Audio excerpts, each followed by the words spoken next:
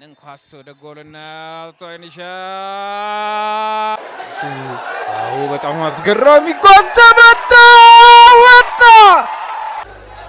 ምትኬ ብራኑ ኳሱን በቀላሉ አልቦለች የመታች ኳስ መቅደስ ከበደ ኳሱን መታች በረጅም ቅዳት ዳኝ ሐናን ሰግን ቀጥይ ብሏል ምትኬ ጥሩ አጋጣሚ አግኝታ ነበር እንደገና ወደ ኋላ መልሳለች